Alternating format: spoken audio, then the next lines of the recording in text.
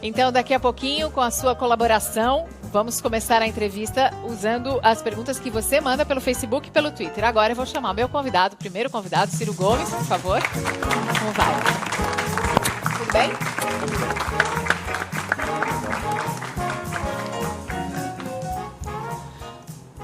Bem-vindo. Obrigado, Mariana. Soube que o senhor está morando em São Paulo. Estou trabalhando na Companhia Siderúrgica Nacional e aí transferi a minha casa para cá, mas volto sempre ao meu Ceará. Então já pode ser candidato aqui pelo estado de São Paulo? Não. Não? São Paulo há de achar bom caminho aí. Né? Olha que os paulistas são bastante receptivos, viu? São muito carinhosos. Não, eu sei. Não, São Paulo é a maior cidade nordestina do Brasil, por exemplo. Por exemplo. Pouca gente sabe disso, mas a maior população nordestina ainda é São Paulo. Bom, bem-vindo a São Paulo e aqui ao nosso programa.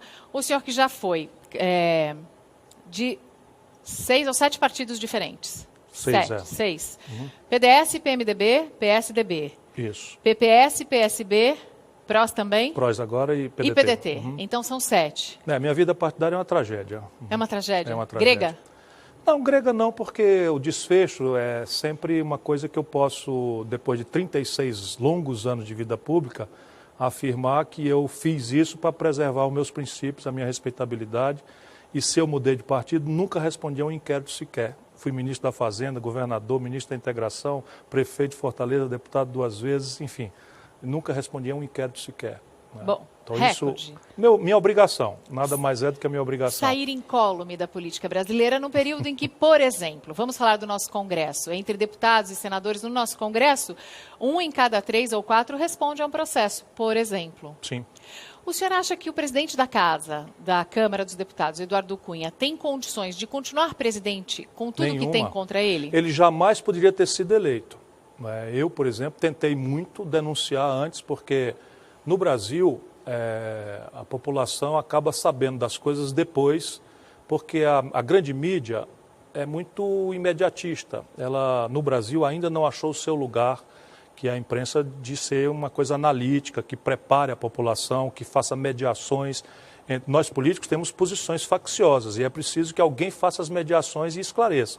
Eu chamei o Eduardo Cunha de ladrão, colega dele na Câmara, fui processado por ele, repeti na Justiça e, para meu constrangimento, e o Brasil precisa saber disso, ele nomeou como testemunha dele o Michel Temer. Em que pé está esse processo? Eu fui absolvido naturalmente. Porque conseguiu provar o que disse? Porque eu pedi à juíza a oportunidade para provar o que disse e ela me disse que simplesmente eu tinha direito disso como a inerência do meu mandato de deputado. Vamos ver. Mas agora o Brasil todo está sabendo. Então, o Brasil todo está sabendo, mas eu não sei se o Brasil todo consegue compreender a dimensão que isso tem. Eu acho que o Brasil... Não é muito grave. A população tem a sensação, Mariana, de que o mundo político é um pardieiro de pilantras sem exceção. Mas pode e isso repetir é muito grave, porque não é assim. E democracia não é um regime de concessão, é um regime de conquista.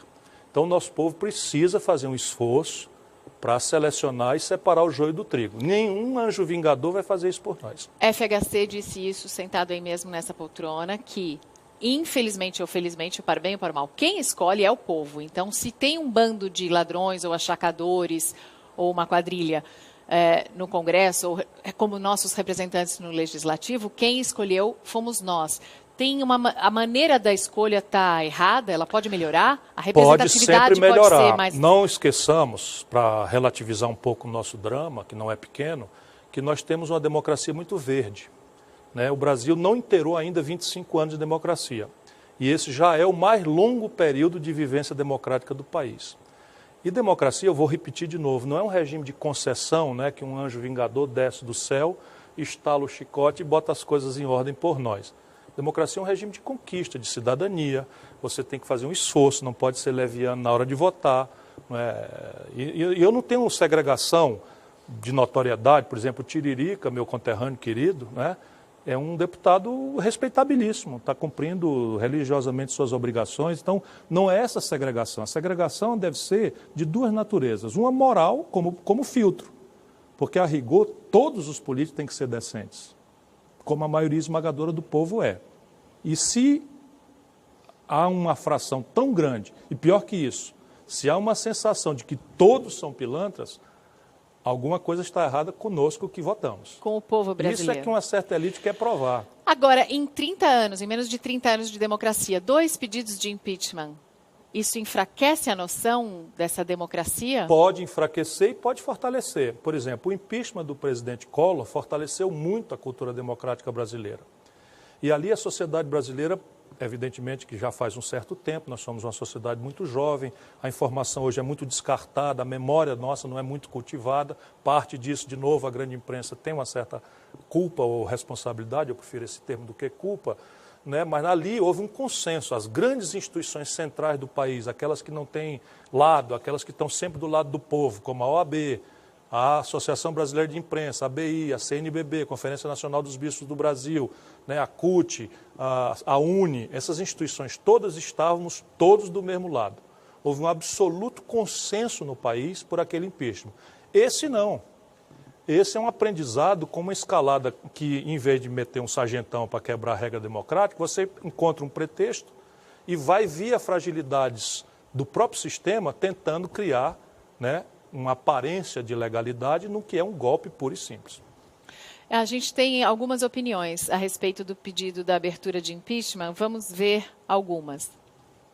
Nós temos denunciado as irresponsabilidades do governo, as ilegalidades durante a campanha eleitoral. Isso não é golpe. Nós estamos falando de algo que está previsto na Constituição. Esse Congresso não faz nada que não seja sintonizado com o sentimento da população brasileira. Um pouquinho de respeito, meu amigo Aécio, com o povo brasileiro. O povo brasileiro não tem nada a ver com a eleição do Eduardo Cunha, que é formador de quadrilha, ladrão, e como está processado com dinheiro escondido na Suíça, roubado do povo. Mas foi o povo que votou no Eduardo Cunha para ele estar ali em primeiro lugar. Uma fração dos eleitores brasileiros no Rio de Janeiro carregue essa culpa. Mas dizer que o Congresso brasileiro não cometeu nada que não seja em função do povo, não é verdade. A decisão pelo impeachment foi política? Evidentemente. Foi vingativa? Evidentemente, foi uma chantagem sórdida.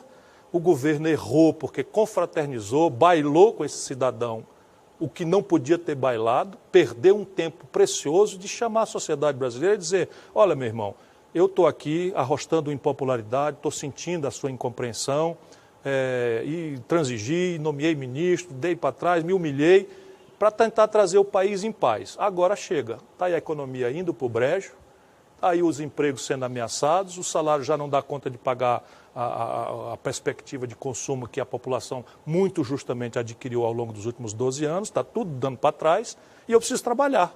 E desde o dia que eu tomei posse, se eu fosse a Dilma, eu teria feito isso. Tem um grupo de deputados, senadores, de políticos que não me deixam trabalhar. E eu preciso agora que o Congresso das duas, ou arquive, ou bote esse processo de impeachment para adiante para me defender, porque eu sou honrado e eu sei que ela é. As pessoas não têm dúvida sobre a honra pessoal então da ela não presidente cometeu Dilma. Crime nenhum. Veja bem, impeachment não é remédio para governo ruim. Porque o que se ouve falar dela pessoalmente, assim, é que é difícil no trato, ou incompetente, ou que não tem capacidade mas não que seja desonesta. Portanto, não é possível ter impeachment. Simples assim. Mas o país não ficaria melhor? Um dos argumentos com Michel Temer, presidente, sem legitimidade, sócio íntimo em tudo que você queira imaginar do Eduardo Cunha. Essa jogada do Eduardo Cunha e o caminho golpista do Michel Temer, o Eduardo Cunha está vendo nessa possibilidade de derrubar a Dilma a salvação do mandato dele com um possível governo do sócio e amigo dele íntimo, que é o Michel Temer. Isso é o que está acontecendo no Brasil. Essa debandada do PMDB do governo, ela é muito esclarecedora, sintomática, né? Agora, quando os ratos deixam o navio... Se não fosse a tragédia, eu gostaria de dizer bem feito. Cansei de dizer para o Lula, cansei de dizer para a Dilma, cansei de conversar com meus companheiros que não é prudente, não é racional, não é responsável com o país colocar o PMDB na linha de sucessão. Mas não dá para governar o Brasil sem isso. O FHC dá para governar o Brasil. Com o PFL, do Antônio Carlos Magalhães. Eu fui ministro da Fazenda do presidente Itamar Franco. E o presidente Itamar Franco não governou com quadrilha de ninguém. E entregou o Brasil com plano real.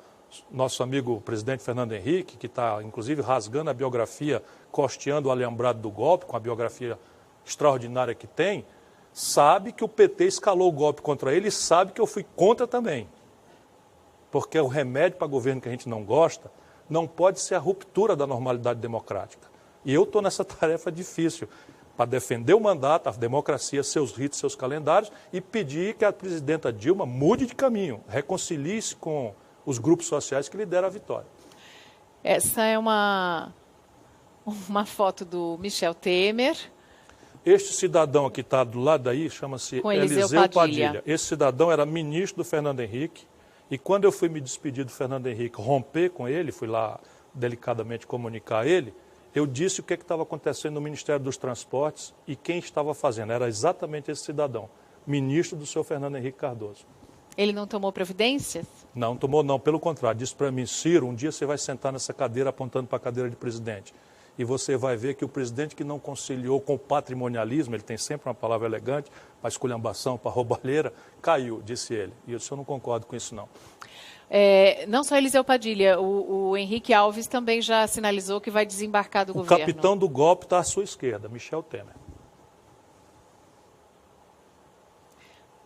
Vai ser presidente mesmo? O senhor acredita que isso vai? Vai não, porque se ele for, quem vai entrar com pedido de impeachment no primeiro dia sou eu.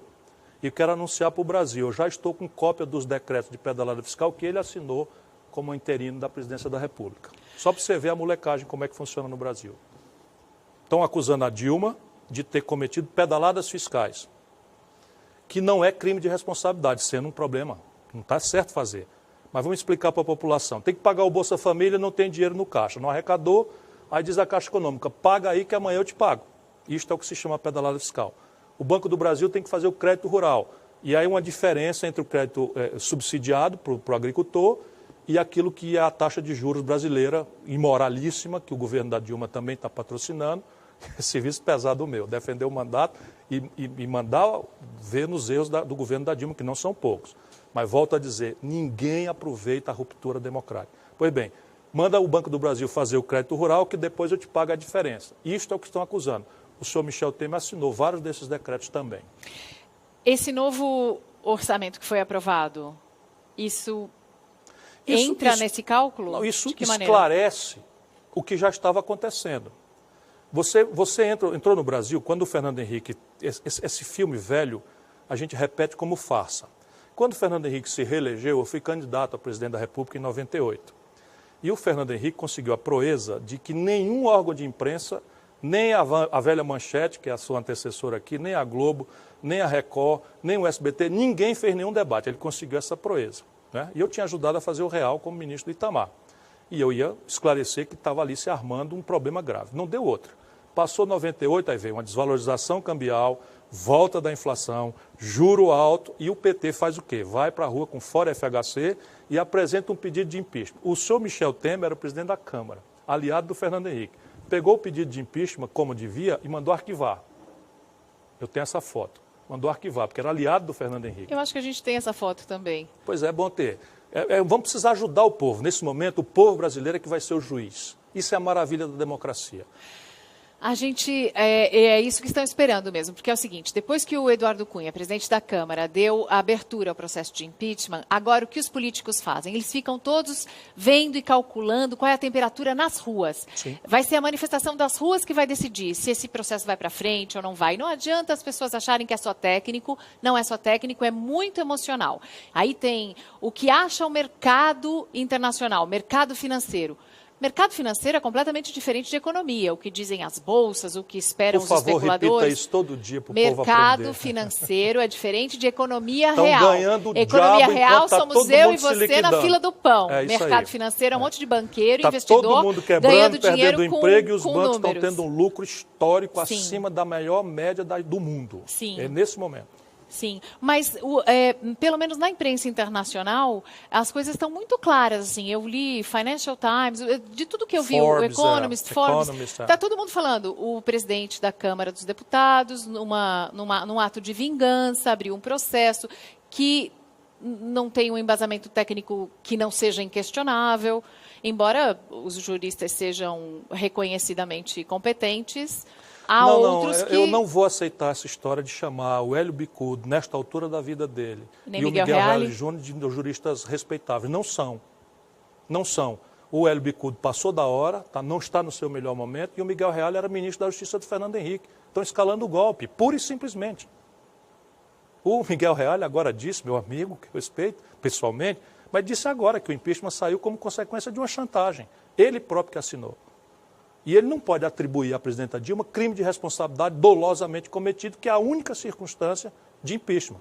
Volto a dizer, remédio para governo que a gente não gosta não é romper a democracia, seu calendário. Por quê? Porque isso imediatamente introduz um elemento de instabilidade, introduz violência na política, pode ter certeza que vai acontecer, e nós não vamos deixar isso acontecer.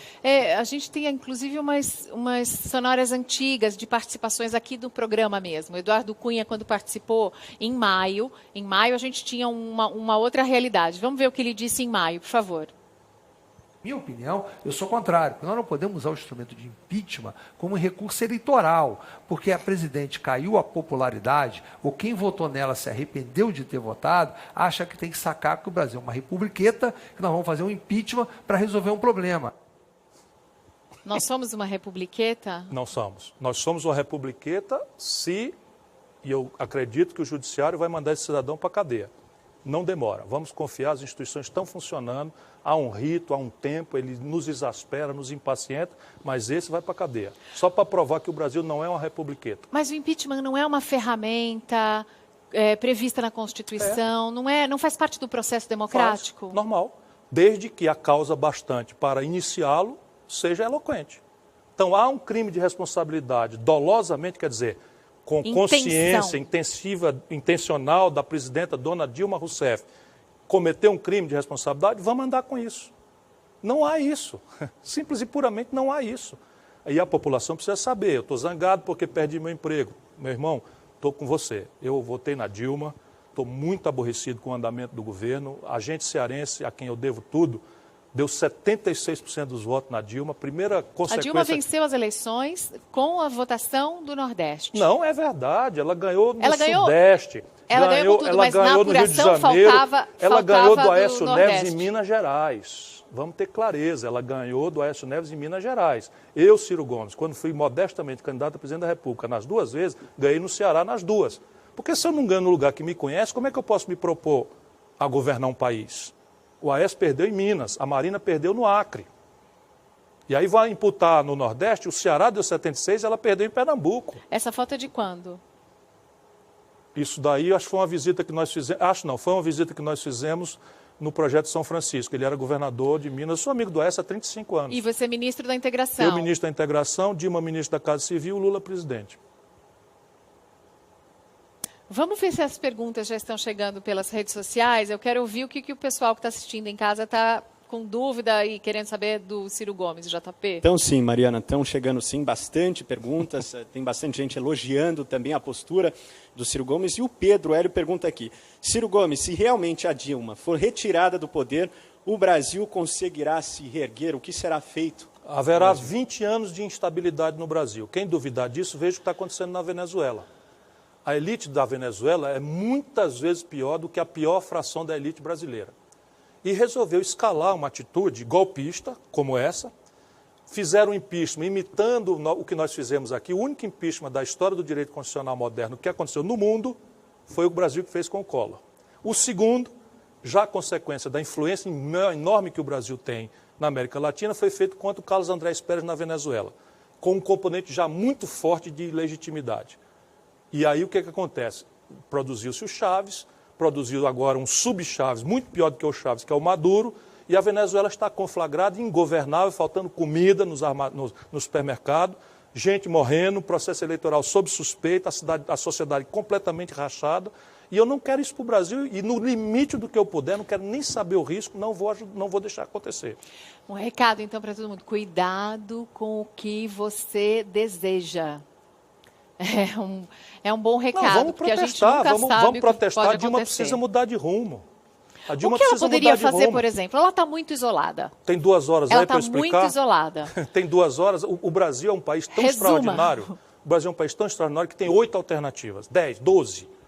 Na economia você tem um conjunto de alternativas importantes que depende de uma interatividade com o Congresso. Mas vamos supor, como eu estou obrigado, experiente que sou, a saber que nesse momento o Congresso só vai tratar de delegacia de polícia. Um senador preso em flagrante, o outro picareta processado, multado no Ministério Público, pelo Ministério Público da Suíça, porque tentou obstruir. O doutor Janot está assistindo dia a dia o senhor Eduardo Cunha obstruir o caminho da justiça. Isso é caso de prisão, acho que logo mais vai acontecer. Eu confio nas instituições brasileiras. Muito bem, mas agora então não tem Congresso. Então vamos fazer o quê? Vamos ter coragem e reduzir a taxa de juros. Não haverá efeito inflacionário, porque a única inflação que nós temos hoje, penso comovidamente, é consequência da mudança do perfil do câmbio. Explico rapidamente, ninguém compra dólar, o povão não compra dólar, mas come pão. Pão é trigo e trigo é dólar. A gente não compra dólar, mas a gente anda de ônibus. O povão anda de ônibus.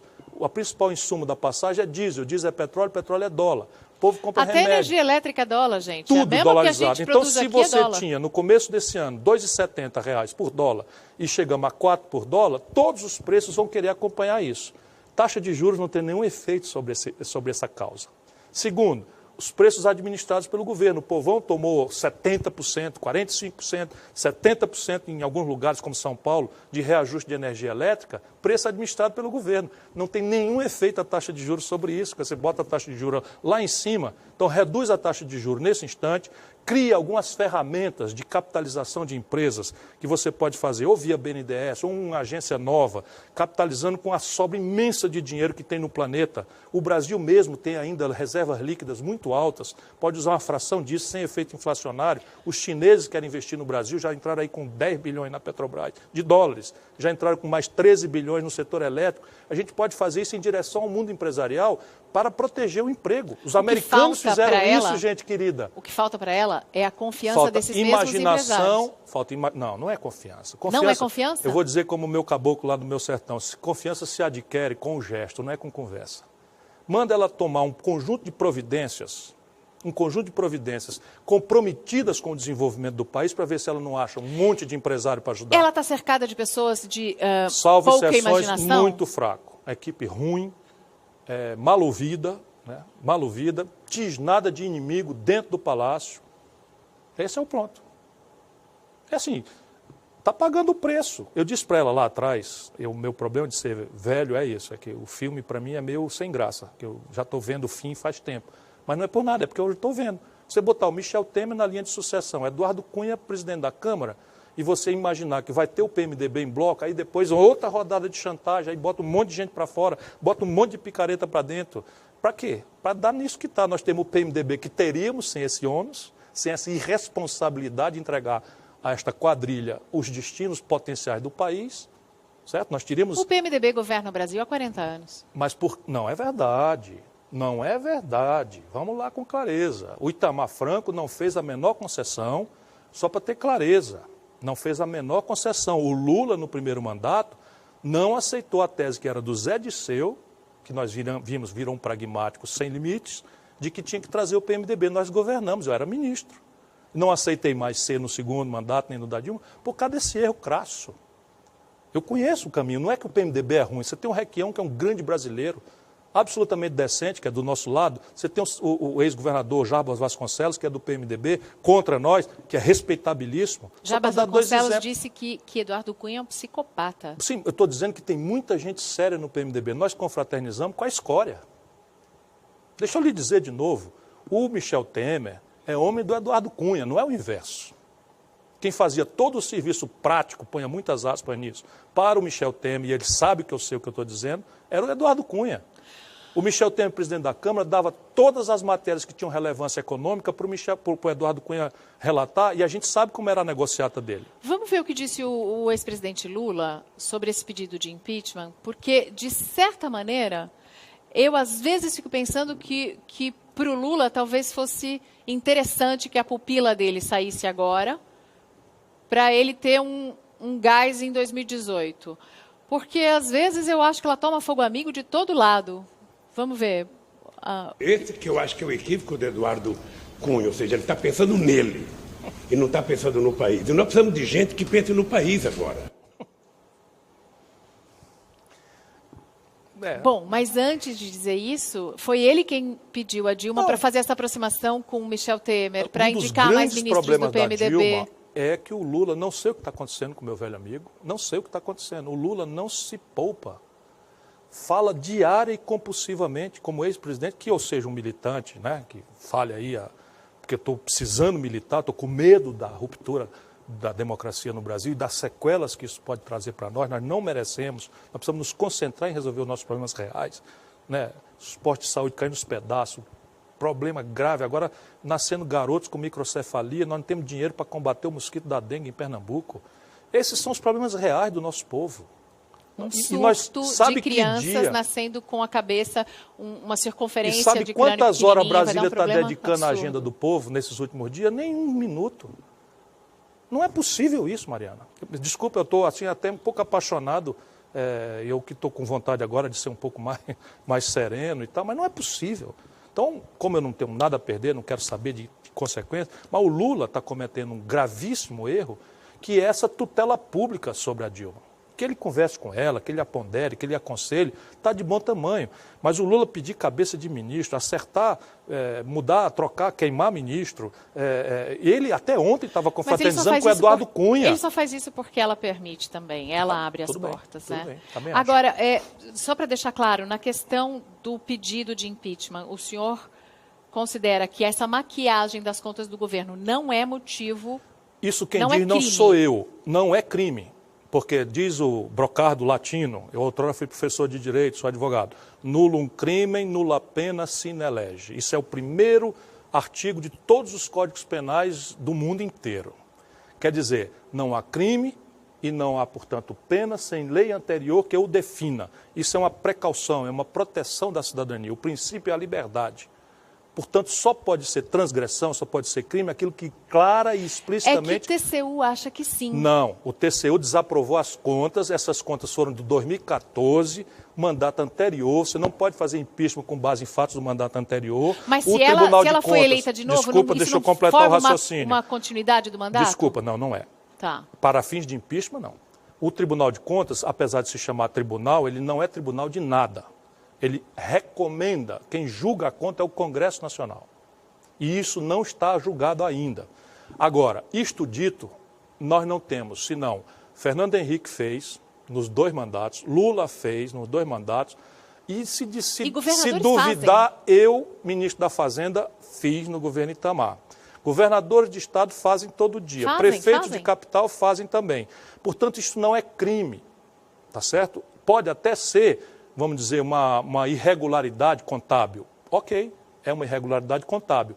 Mas isso é atribuível a quem a praticou como ato de ofício, no caso o secretário de Tesouro, jamais a presidente da República. Eu quero as perguntas que vieram pelo Facebook um pouco mais cedo e pelo Twitter, porque tem muita gente que quer saber se o senhor é candidato em 2018 à presidência. Essa é a dúvida do Ricardo. E o Henrique quer saber se o Lula mudar de postura e decidir te apoiar, se você aceita o Lula de vice. Olha, vamos começar por essa segunda. Eu acho, comovidamente, que nós precisamos desarmar essa bomba, que é o confronto odiento, já não é mais político, entre o PT e o PSDB. Isso começou com uma confrontação de São Paulo e não é uma realidade necessariamente válida para o Brasil. Eu me lembro, por exemplo, que o PSDB da Bahia apoiou o Lula. O PT, não sei de onde, fez acordo com o PSDB. Aqui em São Paulo é que esse confronto começou e aqui não tem problema. Porque eles alternam sem nenhum problema e não há alternativa. Não é o caso do Brasil. Se o Lula volta para o processo eleitoral brasileiro, esse confronto vai persistir. É justo? Não, não é justo. Mas assim, se o Lula dizer tem que pensar no país, agora aí vem a minha coisa, é candidato? Eu não quero ser, eu já fui candidato 2 vezes. Ninguém tem ideia de quão inumano é ser candidato a presidente do Brasil na contramão do mainstream. Se você não é o candidato da plutocracia, da grande mídia, como eu não sou, e provavelmente jamais serei pelos valores que eu defendo, pela prática que eu tenho, e eu quero dizer o seguinte, eu fui ministro da Fazenda, entreguei o Brasil crescendo, com superávit primário, quase a pleno emprego, com inflação zero. Fui governador de estado mais popular do país, levanta no Datafolha, que é independente. Fui o prefeito de capital mais popular do país. E, de repente, eu que era o garoto prodígio da política brasileira, porque eu fui tudo isso com 30 anos, com 29, com 36, o último, eu virei o novo Collor. Por quê? Porque eu comecei a falar coisas. E quais são as coisas? Você está esfolando o país por uma questão fiscal, que é correta. Você precisa recuperar a saúde fiscal do país, sem o que o Estado é impotente para fazer o enfrentamento da Zika, né, o enfrentamento, enfim, de todos os dramas do país. Mas hoje o grande gasto corrente fora da curva é juro para banco. E, infelizmente, eles é que dão as cartas no país. Dão as cartas e tem seus candidatos. Sim, senhora. Eu soube que o senhor gosta muito de comida chinesa. Adoro. Então, sobre esse negócio de se vai ser candidato ou não, a gente vai descobrir com eu o não biscoitinho pretendo da ser, sorte. mas acho que vou ser. Vamos descobrir com o biscoitinho da sorte. Deixa eu ver. Olha, que Opa, lindo. cadê o biscoito da sorte? Então, esse é para o senhor, nessa que nova lindo. casa aqui em São Paulo, Deixa um conjunto de bolos. Muito obrigado, viu? A gente comprou num Que bairro gentil. oriental aqui em São Paulo, que é o da Liberdade. Liberdade. Lá tem bastante... Deixa eu apontar para a câmera. Sim. Cadê? Aqui, ó. Não, político recebendo pacote, Olha que lindo. é importante abrir e né? mostrar. Abre e mostra que não é dólar. Mas eu vou pedir, eu vou trazer aqui, então. Tem que rir para não chorar. Tem aqui uma mesinha, mas eu vou trazer aqui. Vamos lá. Biscoito da sorte. Biscoito da sorte, porque assim a gente deixa para os astros decidirem Posso abrir? sobre Você o pega para mim? futuro. Obrigado. Obrigado, JP. Consegue ler o biscoitinho? Você Consigo. joga? E ainda vem os Exato. números para jogar Esticando o atrás, braço, hein? sim. Mega Sena acumulada. Até a Mega Sena entrou sob suspeita recentemente. Tem que ler em voz alta. Olha que impressionante. Na beira do abismo, puxa as rédeas do cavalo. É para Dilma ou é para você? Para o Brasil. Na beira do abismo, segura o cavalo. É Boa. isso que nós precisamos fazer. Muito obrigada, Muito Ciro obrigado Gomes. a você, Mariana. Daqui a pouquinho a gente volta com Raí. Obrigada. Obrigado.